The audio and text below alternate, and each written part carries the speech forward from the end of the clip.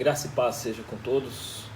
Mais uma vez nós estamos aqui através desse vídeo para transmitir a vocês uma mensagem da parte do nosso Deus. Nesses dias onde nós temos tido que ficar em casa com a nossa família, tendo a nossa convivência social restringida, nós não podemos deixar de transmitir a vocês essa mensagem para que vocês possam ter, assim como nós, uma oportunidade de reunir a família, meditar na palavra do Senhor, ser alimentado por essa palavra em dias em que são muito difíceis. Nós estamos passando por um tempo diferente. Talvez muitos de nós jamais teríamos passado por algo assim no passado, não tínhamos experimentado algo assim, mas se faz necessário para que possamos rever muitas questões e, sem dúvida nenhuma, deixar de confiar que Deus possa estar no controle de tudo, esteja realmente dirigindo a nossa vida. Nós não podemos jamais deixar de confiar nisso. Amém? Antes de nós meditarmos na palavra do Senhor, eu gostaria de fazer aqui uma oração e quero convidar você, juntamente com a sua família, todos estarem fechando seus olhos. Vamos juntos colocar diante do Senhor os nossos corações. Amém? Vamos orar.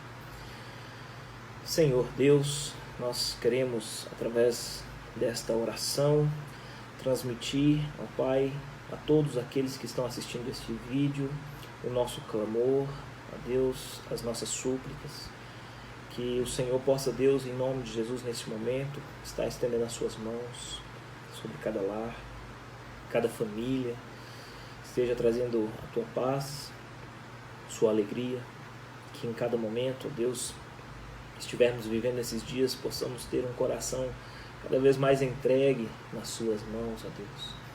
Possamos de fato, Deus, ter a nossa esperança, a nossa confiança depositada no Senhor, Pai.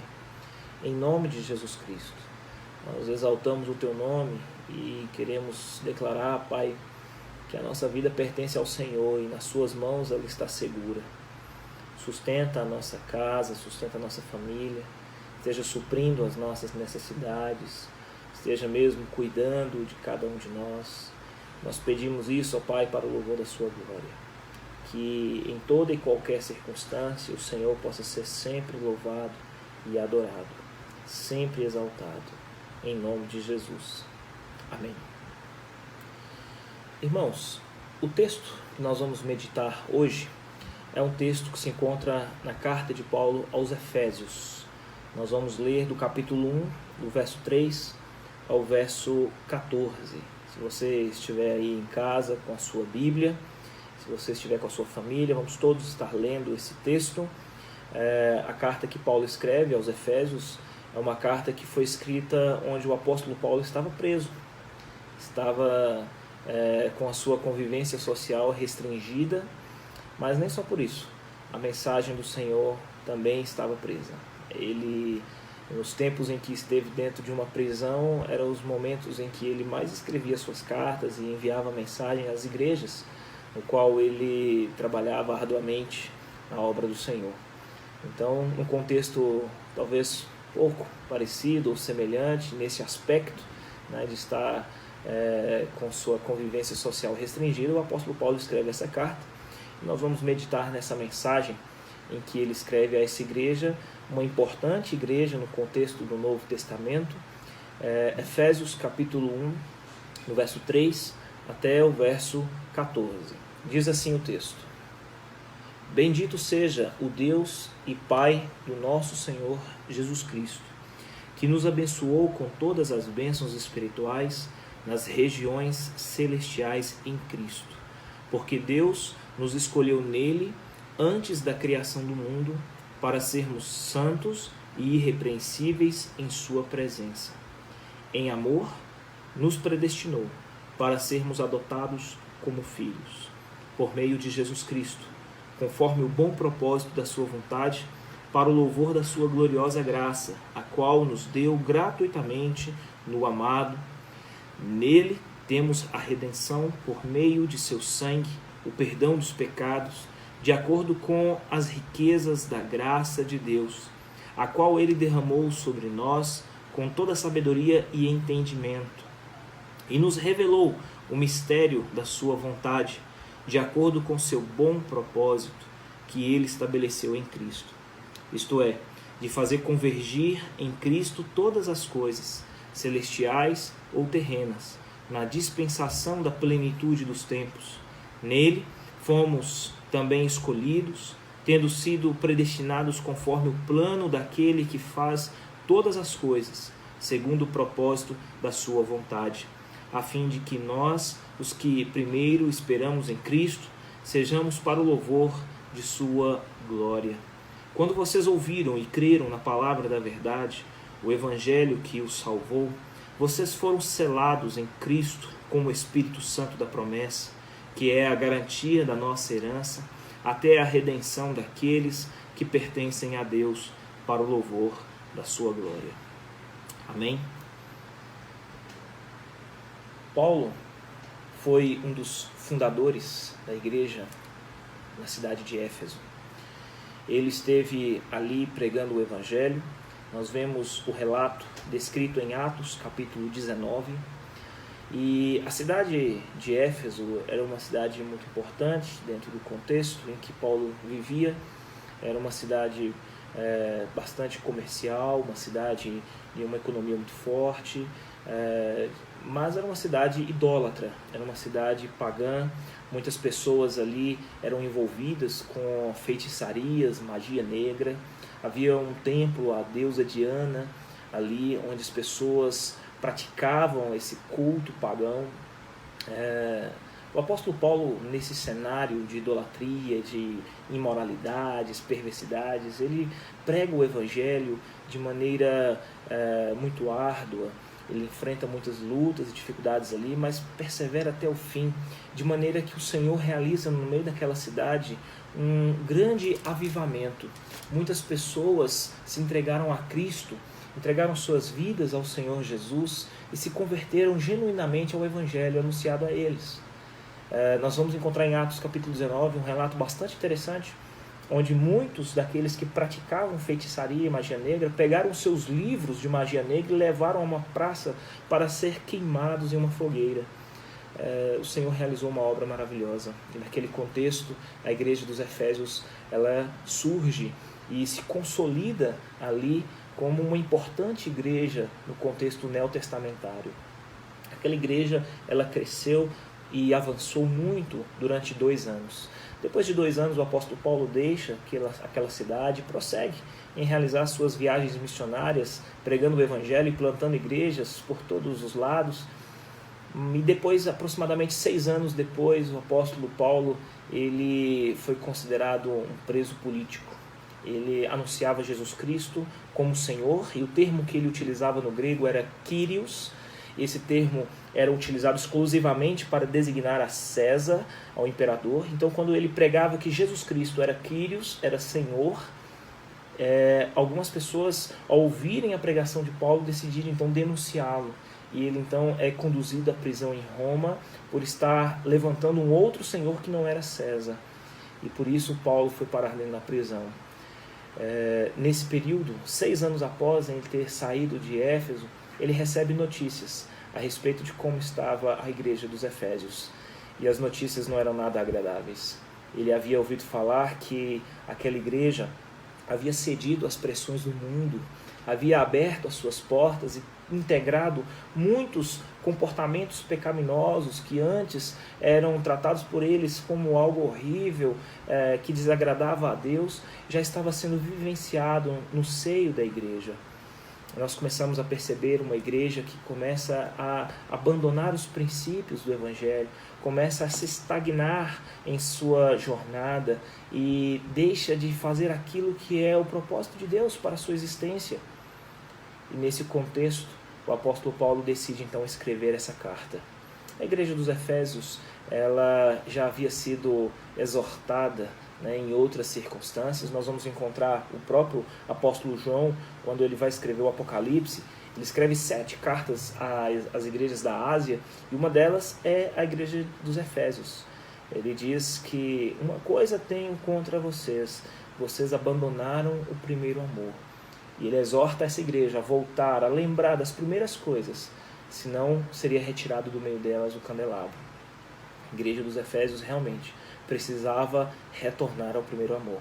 Precisava lembrar de onde foi que eles caíram, para que eles pudessem realizar um grande concerto com o Senhor.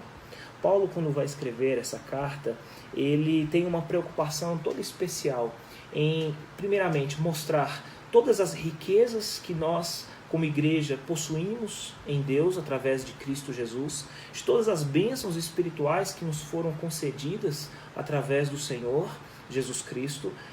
E ele fala isso de uma maneira muito profunda, muito rica, e ele faz isso nos 3 primeiros capítulos, mostrando todas essas bênçãos espirituais, tudo aquilo que o Senhor realizou e nos ofereceu gratuitamente através de Jesus.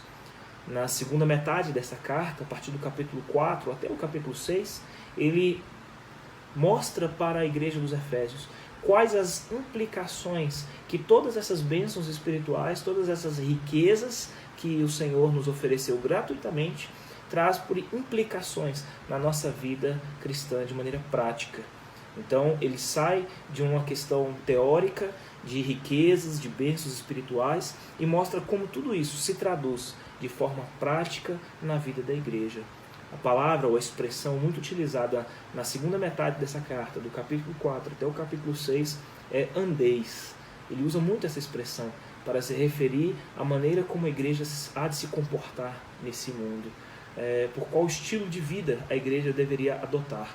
E sem dúvida nenhuma, esse estilo de vida deveria andar em conformidade com todas as bênçãos e riquezas espirituais recebidas em Cristo Jesus. Essa é basicamente a ideia central, a mensagem que o apóstolo Paulo esboça através de sua preocupação com a vida daquela igreja. Uma igreja que precisava realmente relembrar qual era a motivação de ser uma igreja do Senhor Jesus Cristo na terra. A estrutura desse texto que nós acabamos de ler, do verso 3 ao verso 14, é como um cântico de louvor entoado pelo próprio apóstolo Paulo. Ele está contido aqui na parte introdutória dessa carta, e Paulo tem um desejo muito grande de louvar a Deus, de exaltar a Ele por questões importantes, imprescindíveis, que Ele realiza por nós desde a eternidade. Ele louva ao Senhor por bênçãos espirituais que nos são concedidas. E é interessante nós observarmos tudo isso nesse primeiro contexto, nessa primeira parte introdutória da carta dos Efésios, porque é a partir dessa introdução de louvor, de adoração a Deus por essas bênçãos espirituais que ele vai caminhar dentro dessa carta, apresentando todas as riquezas e, no final, apontar as implicações de tudo isso na maneira prática de se viver. Ele inicia o versículo 3 dizendo assim: Bendito seja o Deus e Pai do Senhor Jesus Cristo. Essa é uma expressão de louvor. Paulo está exaltando o Senhor, está bendizendo o nome do nosso Deus. Mas qual o motivo? Por que Paulo ele estaria louvando e adorando ao Deus Pai e Senhor do nosso Senhor Jesus Cristo? Toda essa passagem que nós lemos, ela destaca o agir de Deus em Jesus Cristo. A partir desse texto, nós somos convidados a nos desprender de uma realidade visível, palpável, para observar mais de perto e mais atentamente a uma realidade invisível, que é a realidade espiritual. E essa não pode ser desprezada em hipótese alguma. Muitas vezes, nós como cristãos, como igreja do Senhor, vivemos os nossos dias sempre nos atentando e valorizando aquilo que os nossos olhos podem ver. Diante de um cenário como esse que nós estamos vivendo atualmente, muitos cristãos entram em desespero, entram em ansiedades, preocupações que não há motivos. Nós percebemos especulações sendo feitas por toda parte, questões econômicas, nações que se levantam contra outras nações e utilizam como uma espécie de guerra biológica, para tentar ocupar um espaço maior. Nós vemos muitas questões envolvendo aquilo que o mundo ou a mídia tenta trazer a nós E vemos cristãos, igrejas preocupadas, ansiosas com relação a tudo isso. Nós não podemos nos esquecer, irmãos, que existe uma realidade espiritual. Um Deus que está governando e está entronizado e tem o controle de tudo nas suas mãos. E tudo aquilo que acontece nesse mundo, na história, segue o propósito determinado por Ele, porque Ele é Deus. Nós devemos sempre, irmãos, ter em mente de que quando o horizonte do agir de Deus ele é apagado da nossa consciência, vai restar para nós uma vida alienada dos propósitos de Deus. No entanto, a palavra de Deus nos convida a ver como o autor dessa epístola aos Efésios vê. A ouvir esse cântico de alegria e de esperança entoado pelo apóstolo Paulo, por tudo aquilo que Deus realiza por cada um de nós, seu povo. Temos que nos perguntar o que o autor desse texto vê e ouve para que o seu coração se encha de gozo e de alegria a ponto de louvar e bendizer o nome do nosso Deus. A resposta está no próprio versículo 3. Ele louva ao Senhor: bendito seja o Deus e Pai de nosso Senhor Jesus Cristo. Por quê? Ele está louvando a Deus. Porque ele está bendizendo o Senhor. O próprio verso 3 vai dizer que nos abençoou com todas as bênçãos espirituais nas regiões celestiais em Cristo. Esse é o motivo pelo qual Paulo está louvando a Deus. E note-se bem, Paulo estava preso dentro da prisão em Roma. E mesmo assim, ele sabe reconhecer todas essas bênçãos alcançadas por Cristo a nós. E ele exalta o nome do Senhor por isso. Nós somos uma igreja abençoada, independente da circunstância que nós estejamos vivendo, meus irmãos. Somos um povo abençoado por Deus. E esta é a razão do louvor e da adoração, porque Deus em Cristo nos abençoou de uma maneira sobrenatural e imerecida. Aqui reside o Evangelho, a graça de Deus. Mas o texto ele vai além. Nós encontramos aqui apenas um convite, nós não encontramos aqui apenas um convite para nos alegrarmos com as bênçãos espirituais. Nós encontramos também aqui respostas quanto ao conteúdo desta bênção. O verso 3 vai dizer: bendito seja o Deus e Pai do nosso Senhor Jesus Cristo. Isso é uma expressão de louvor. Por que Paulo estaria louvando a Deus? Porque Deus nos abençoou com todas as bênçãos espirituais nas regiões celestiais em Cristo. Mas em que consistem essas bênçãos? Qual o conteúdo delas? Como é que essas bênçãos elas se tornam concretas e visíveis na vida da igreja? Como nós podemos desfrutar e experimentar de todas essas bênçãos? Nós encontramos também dentro do texto essas respostas. E a primeira resposta que nós encontramos é que em Cristo, Deus, Ele nos escolheu. Veja só os versos 4 a 6. Diz assim: porque Deus nos escolheu nele antes da criação do mundo, para sermos santos e irrepreensíveis na sua presença. Em amor, Deus nos predestinou para sermos adotados como filhos, por meio de Jesus Cristo, conforme o bom propósito da sua vontade, para o louvor da sua gloriosa graça, a qual nos deu gratuitamente no amado.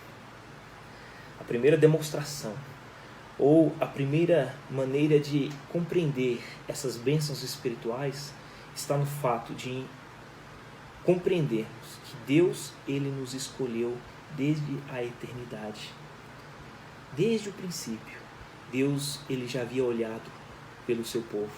Ele já havia contemplado esse povo e separado esse povo para Ele. E glória seja dada a Deus por isso, irmãos. Nós temos todos os motivos e razões para louvar e exaltar a esse Deus, como o apóstolo Paulo está fazendo aqui nesse texto. Bendizer o nome do Senhor, que nos abençoou dessa maneira, ao ponto de maneira imerecida, Ele nos escolher para ser um povo dele. A nossa vida não é fruto do acaso. Ela está envolvida pelos planos de Deus que alcançam a eternidade. Em Cristo, Deus fez uma escolha preferencial pelo seu povo, pela sua igreja. Você sabe qual é a diferença entre um filho biológico e um filho adotivo? Ambos são filhos e amados. Há uma questão apenas que difere um do outro, é que muitas vezes um filho biológico ele não é planejado. O filho biológico, em alguns casais, muitas vezes descobrem, né, de maneira oportuna que estão grávidos e muitas vezes não estavam preparados para isso. Mas é um filho que será muito amado por eles. Mas diferente do filho biológico, o filho adotivo ele é escolhido, ele é planejado. Ninguém tropeça numa criança na rua e descobre que aquele filho seria seu. O filho adotivo ele é eleito, amado por decisão. Essa é a diferença. E Paulo coloca aqui no versículo 5 que em amor nos predestinou para sermos adotados como filhos. Deus olhou para mim, olhou para você, e mesmo que nós não merecíamos, condenados pelos nossos próprios pecados, Ele decidiu estender a sua mão, nos resgatar, purificar os nossos pecados, nos salvar e nos tornar membros da sua família. Como João capítulo 1, verso 12 diz, que a todos aqueles que creram no Senhor, que o receberam, deu-lhes a prerrogativa de se tornarem filhos de Deus. É ou não é um motivo para louvar a Deus, para adorá-lo? Mesmo em um cenário de prisão, Paulo exalta ao Senhor e o louva por isso. O Senhor Deus nos escolheu porque Ele nos ama. Através da eleição da igreja, da eleição do povo de Deus, abre-se para todos nós uma porta para a graça, para a salvação. Deus sempre nos amou, desde o princípio. Na medida que o Filho de Deus, ele torna-se humano, todos nós, igreja do Senhor, somos acolhidos e aceitos por Deus. Na medida em que o Filho de Deus, ele vive uma vida justa, santa, diante de Deus, é colocado diante de nós um fundamento por Jesus, para que nós possamos também viver uma vida justa e santa diante dele. Na medida que o Filho de Deus, ele continua sendo o Filho de Deus, ressurreto e vivo para todo sempre, se abre para nós a perspectiva de sermos também filhos de Deus por toda a eternidade. Ao confiarmos na obra de Jesus pela fé, ao sermos batizados no nome de Jesus, ao nos aproximarmos da mesa da comunhão do Senhor, ao vivermos uma vida de obediência, gratidão, fidelidade a Ele, nós participamos desta filiação. Note que a nossa eleição, ela acontece em Jesus. Não é sem Ele ou ao lado dele, não. Somente por meio dele, sem a participação do homem. Todos os méritos de tudo isso convergem diretamente na pessoa do Filho. Somente por Jesus. Outro aspecto das bênçãos espirituais em que o apóstolo Paulo ele louva, aqui em que consiste essas bênçãos, está também no fato de que em Cristo Jesus nós fomos reconciliados com Deus. Primeiro, ele fala a respeito dessas bênçãos espirituais que se manifestam no fato de Deus ter nos escolhido em Cristo Jesus, versos 4 a 6, e agora ele vai falar a respeito dessa reconciliação com Deus, nos versos 7 a 8. Veja só aí na sua Bíblia o que está escrito. Nele temos a redenção por meio do seu sangue, o perdão dos pecados de acordo com as riquezas da graça de Deus, a qual ele derramou sobre nós em toda a sabedoria e entendimento, e nos revelou o mistério da sua vontade, de acordo com o seu bom propósito que ele estabeleceu em Cristo. Veja só isso. A grande verdade, meus irmãos, é que quem se rebelou contra Deus não é capaz de interceder pela rebelião dos outros. Aquele que está escravizado pelo pecado, ele não pode interceder pela liberdade de outro escravo. Quem possui uma alta dívida a ser paga não pode interceder por outra pessoa que também é devedor, tanto quanto ela. Quem é pecador não pode carregar o pecado dos outros. Essa é a situação da humanidade diante de Deus. Nós estávamos distantes de Deus e, juntamente com todos aqueles que se rebelaram contra o Senhor, também estavam distantes do Senhor. Como muitos outros, estávamos escravizados pelos nossos próprios pecados. Éramos devedores, uma alta dívida, uma dívida impagável diante do Senhor. E ninguém poderia nos ajudar senão o próprio Senhor.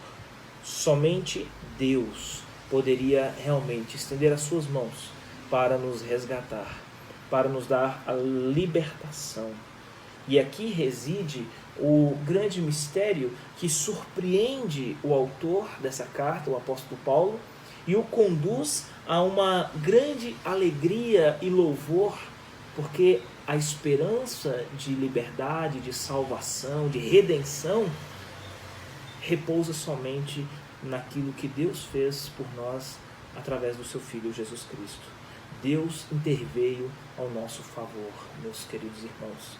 Deus, ele nos abençoa e concede em Cristo aquilo que nos faltava e o que nós não podemos, de modo nenhum, providenciar pelo nosso próprio esforço humano. Perdão dos pecados, libertação, redenção. Essas são verdadeiras bênçãos espirituais que o Senhor revelou ao nosso coração, trazendo esperança de vida eterna por meio da reconciliação feita por Cristo ali na cruz. Um outro aspecto que consiste as bênçãos espirituais e que o apóstolo Paulo também louva ao Senhor, além do Pai nos eleger, nos versos 3 a 6, além do Pai em Cristo Jesus nos reconciliar, nos versos 7 e 8, ele também mostra que em Cristo Jesus Deus revela a todos nós o seu plano maravilhoso de salvação. Verso 9 e 10, veja o que está escrito aí na sua Bíblia. E nos revelou o mistério da sua vontade de acordo com seu bom propósito que ele estabeleceu em Cristo, isto é, de fazer convergir em Cristo todas as coisas celestiais ou terrenas na dispensação da plenitude dos tempos. Nós fomos escolhidos e não somente isso, fomos feitos herdeiros juntamente com ele. Na medida em que nós confiamos na obra de Jesus Cristo realizada ali na cruz do Calvário, nós nos tornamos herdeiros juntamente com ele de uma herança incorruptível. Nós que éramos rebeldes, pecadores, filhos pródigos, que desperdiçamos a herança recebida do Pai, hoje nós, unicamente pela fé em Cristo, nos tornamos herdeiros de todas as riquezas que ele mesmo conquistou por nós. Essa é a bênção de Deus em Cristo Jesus. Esta bênção que ele estende a todos aqueles que invocam o seu nome e se entregam verdadeiramente ao Senhor. Um último aspecto muito importante trazido aqui pelo texto, dessas bênçãos espirituais em que o apóstolo Paulo exalta e louva o Senhor, é o fato de que em Cristo Jesus nós somos selados com o Espírito Santo da promessa. Versos 13 e 14 diz: quando vocês ouviram e creram na palavra da verdade, o evangelho que os salvou, vocês foram selados em Cristo com o Espírito Santo da promessa, que é a garantia da nossa herança até a redenção daqueles que pertencem a Deus para o louvor da sua glória. Certamente, a vida do cristão é marcada por tentações e provações. Quantas vezes nós nos sentimos inseguros ao olhar para nós mesmos e constatar a nossa infidelidade diante de Deus? Quantas vezes nós olhamos para a nossa própria natureza, diante dos tropeços e falhas que nós cometemos? Muitas vezes nós nos perguntamos se seremos capazes de preservar até o fim a nossa fé ou o nosso compromisso com o Senhor. E diante das incertezas que envolvem a nossa vida aqui nesse mundo, o texto ele termina dando a nós uma palavra de conforto e segurança. Ele diz que aquele que foi escolhido por Deus foi reconciliado com o Pai, foi feito herdeiro juntamente com Cristo, que realizou todas essas coisas quando nós ainda éramos seus inimigos. Este está selado com o Espírito Santo. O que significa estar selado com o Espírito Santo? A imagem do selo que nos remete, ao selo do imperador romano sobre documentos, onde derramava-se parafina e o imperador vinha com seu selo real e cravava sobre aquele documento, garantia que aquele documento ele não era uma falsificação. Esse selo ele não podia ser violado. Em outras palavras, o que nos é dito é que nós permanecemos bem guardados, protegidos nas boas mãos de Deus. O seu selo é a marca que garante esta promessa. A nossa vida está marcada com o seu selo real. O Espírito Santo habita em nossos corações. Ele nos convence da verdade e da fidelidade do Senhor. Das mãos de Deus, ninguém pode ser arrebatado. Meus irmãos, todas essas características que nós encontramos dentro desse texto a respeito de bênçãos, dessas bênçãos espirituais que nos foi dada através de Jesus Cristo pelo Pai e que o apóstolo Paulo louva e exalta, deve ser a nossa motivação para prosseguir nessa jornada. O Senhor Jesus Cristo fez algo maravilhoso pelas nossas vidas. Deus, através do seu Filho Jesus, operou uma grande obra, algo perfeito, que não pode ser desfeito ou destruído por mãos humanas. Nada nesse mundo pode trazer ao nosso coração preocupações, ansiedades ou até desespero. Devemos viver uma vida para o louvor da glória de Deus, tendo em nossos corações a plena certeza de que nas mãos do nosso Deus a nossa alma repousa segura. E é por isso que nós devemos viver uma vida sempre glorificando o Senhor, sempre o louvando. Não permita que em sua boca haja murmurações, haja reclamação, haja motivos para preocupação ou desespero. Saiba que Deus está no controle de tudo isso. A nossa vida repousa segura nas mãos do nosso Deus. Ele pagou um alto preço para nos dar salvação e vida eterna.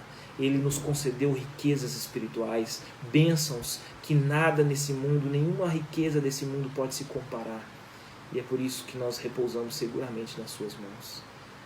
Eu quero finalizar essa mensagem orando pela sua vida, pedindo a Deus que nesses tempos difíceis que nós estamos vivendo, nesses dias de restrições do nosso convívio social, possamos renovar em nosso coração a esperança de que o Senhor tem olhado por cada um de nós e que não há motivos para se preocupar, porque nós podemos encontrar nele a nossa paz, a verdadeira paz. Amém? Feche os seus olhos.